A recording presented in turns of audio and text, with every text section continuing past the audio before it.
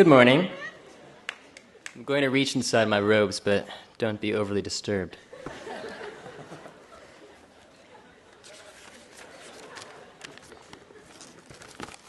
The subject of my speech today is Carrie's bikini wax.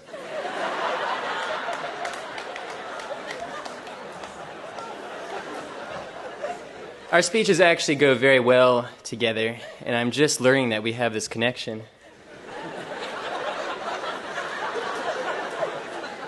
Watch out, Jeffrey Levere.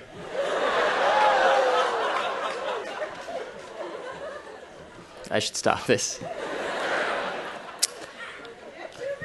Thank you.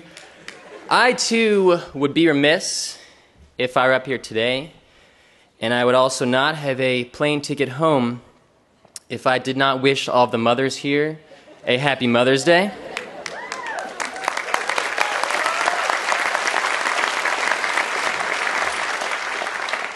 So happy Mother's Day to all of you. Mom, I hope you heard that. That was twice.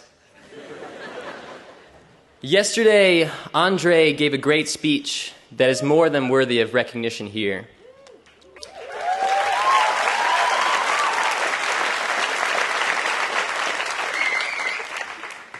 To augment his words, there are a few people I must briefly thank. First, thank you to the dining hall staff and the many other employees of the college for all of the work that you have done on our behalf.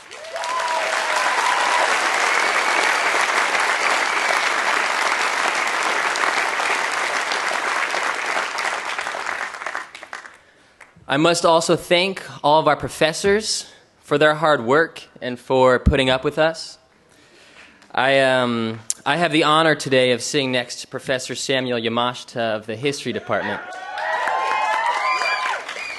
And he has very graciously offered to clean up the drool puddles that will accumulate around me over the next couple minutes. Lastly, I must thank Pomona as a whole for being so fantastically rich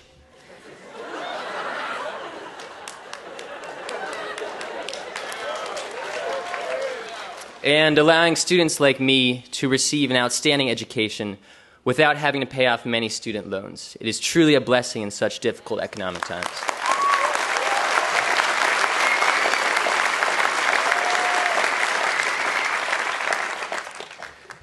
To be quite honest, I think that you guys, my classmates, got it wrong. Andre's speech was far more enlightening than mine will be, or has been over the past 40 seconds, aside from the Carrie Henderson bit. But now you're stuck with me, suckers. I can't tell you how tempting it is for me to speak in Dothraki for the next 10 minutes. But the truth is, a man has to know his limitations and the limits of his Dothraki abilities. I do not think it is within my capabilities to deliver some amazing piece of advice to you today. I will leave that to Ambassador Munter, who is wishing he were back in Pakistan right about now. I can, however, try to make the rest of the day more enjoyable for the graduating class, or at least for me. My goal, then, is to change the tone of our last conversations as graduates, the hardest of which will be with our closest friends. No matter how great our accomplishments, no matter how many times we may have become world champions of the world, today is tinged with sadness. There are many here today we will want to see again soon, but may not be able to. There are many here today whom we will never want to see again, but will be forced to.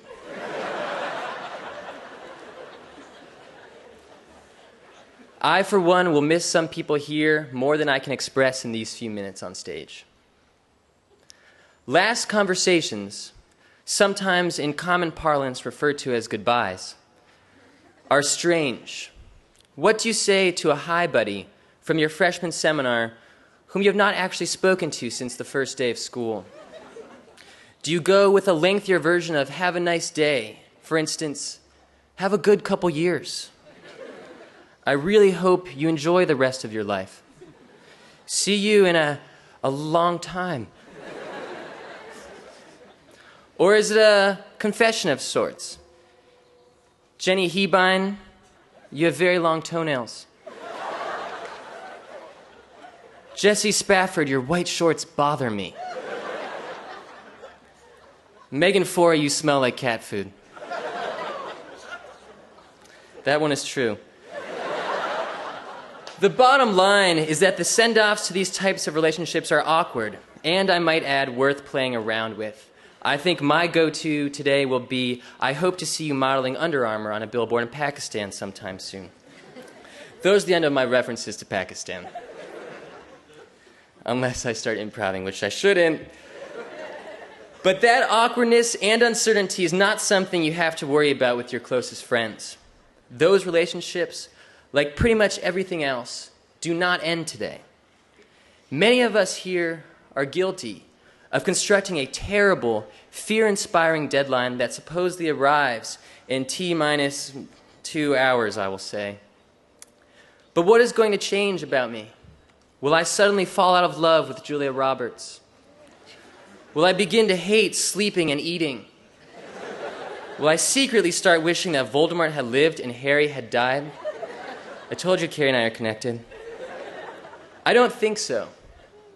Really, what happens in a couple hours is like a birthday.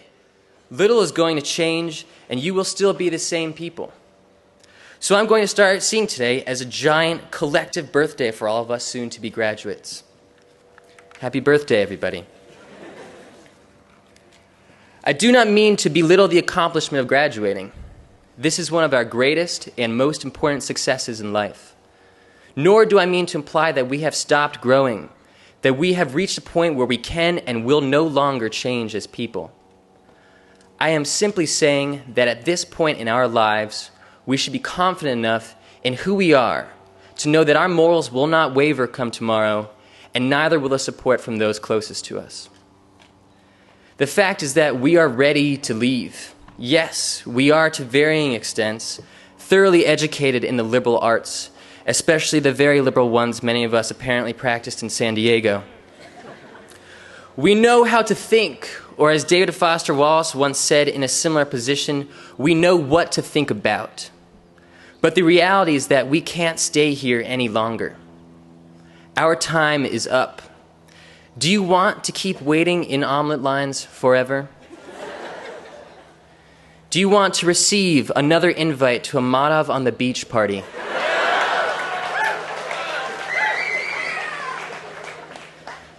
Do you want Susan Dietz to email you every day for the rest of your life?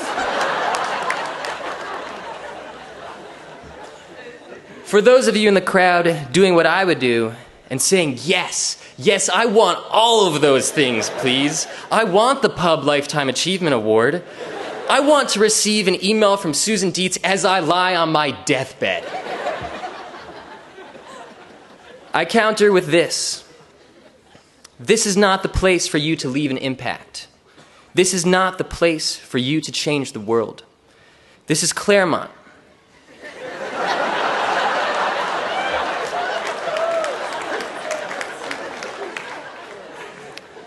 A beautiful retirement village.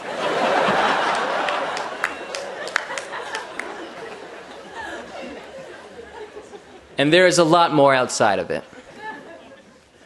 So as you say goodbye to your closest friends, remember that it is time to do so. But take heart in that fact. For if there is any reason you should be excited to leave today, it is that you have the opportunity to go and do good and make those friends proud. After all, we are the Pomona College class of 2012. What's up? And it is time we made a name for ourselves.